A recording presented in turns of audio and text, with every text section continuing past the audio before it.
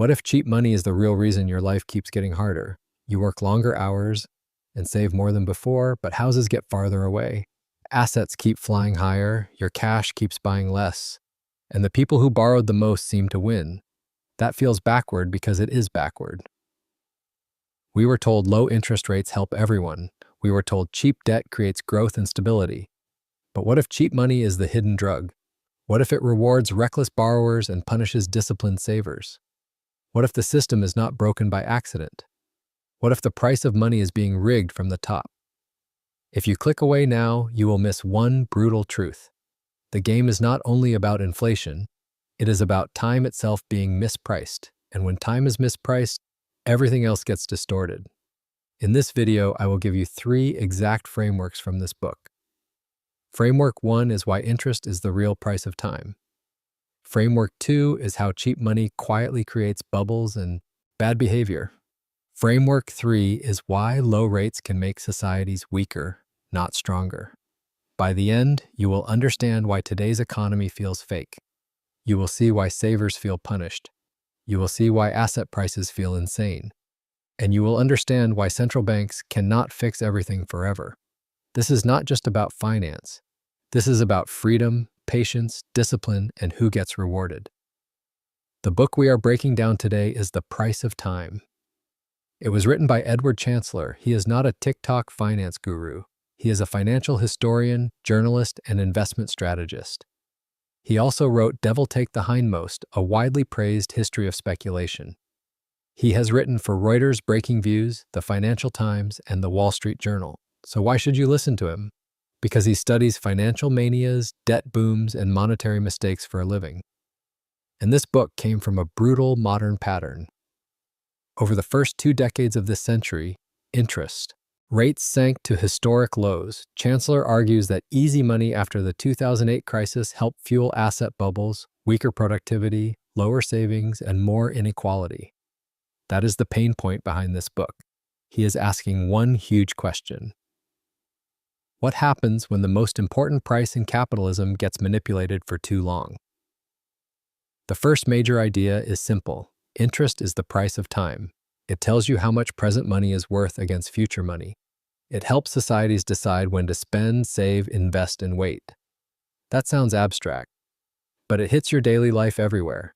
Your mortgage depends on it, your savings account depends on it, startup funding depends on it, stock valuations depend on it, retirement planning depends on it, even your decision to buy now or later depends on it. Chancellor shows this is not a new debate. He traces interest back thousands of years, including ancient Mesopotamia. People have always argued about lending, patience, debt, and usury, but honest take? This is what makes the book powerful. It turns interest from a boring finance term into a moral signal. If rates are honest, people get clearer signals. If rates are fake, people get fooled. Think about housing. When money gets too cheap, buyers borrow more. Sellers raise prices, investors pile in. Suddenly, homes stop feeling like shelter. They become chips in a debt casino. That is what happens when time gets mispriced. The second major idea is more dangerous. Cheap money does not just boost markets, it distorts behavior. Chancellor argues that when money is too easy, markets become unstable. That sounds dramatic. But look at what low rates encourage.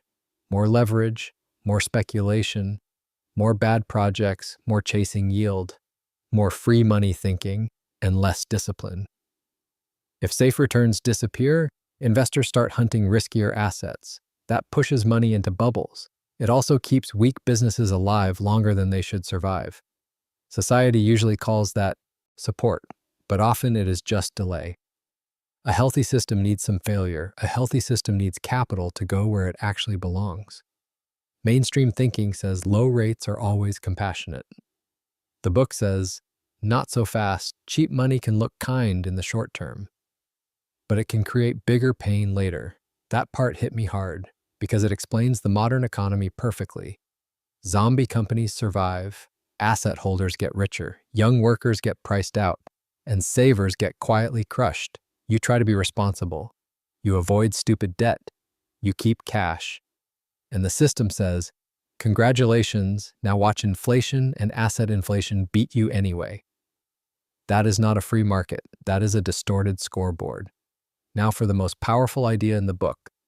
Artificially low rates do not just hurt markets. They can hurt civilization itself. That is the real paradigm shift here. Chancellor is not only writing about bonds and central banks, he is writing about patience, time horizons, and social decay. When interest is suppressed too long, saving gets discouraged, risk gets misread, capital gets misallocated, and people start acting like tomorrow matters less. That changes everything. Businesses chase easy financing instead of real productivity. Governments borrow more because pain feels delayed. Investors buy stories instead of cash flows. Consumers get trained to want now, not later. This is where the book gets deep. A society that cannot price time properly struggles to price anything properly. That means weaker discipline, weaker planning, weaker resilience, and more fragility hiding behind fake prosperity. That is why the book matters right now, because many people still think the answer to every slowdown is cheaper money. Chancellor's warning is brutal. Money that is too easy today can create instability tomorrow. In other words, the pain you avoid now may return bigger later. That flips the whole mainstream story. The best thing about this book is its depth.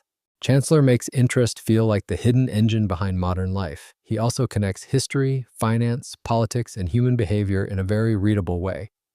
That makes the book smarter than most personal finance books. But there is a real flaw. This is not a fast, simple airport book. It is dense. It is historical. And sometimes it feels more like a long argument than a punchy handbook. If someone wants quick tactics, they may get frustrated. This book gives you a lens, not a checklist. So who is it for?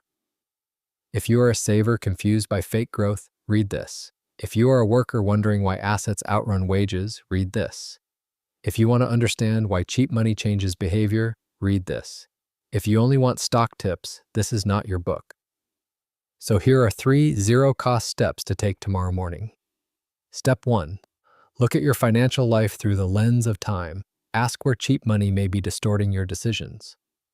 Are you investing with discipline or just chasing what easy? Credit inflated? Step 2. Audit your exposure to rate-sensitive assets. That means housing, speculative stocks, weak businesses, or anything built on cheap debt. Do not just ask, can this rise? Ask, does this survive if money gets expensive? Step 3. Start rewarding patience again. Save with intention. Avoid dumb leverage. Study businesses with real cash flow, not fantasy. That is how you stop acting like a victim of the cycle and start acting like someone who understands the game. If you want the free PDF summary, it is in the description. If this video saved you time, buy me a coffee.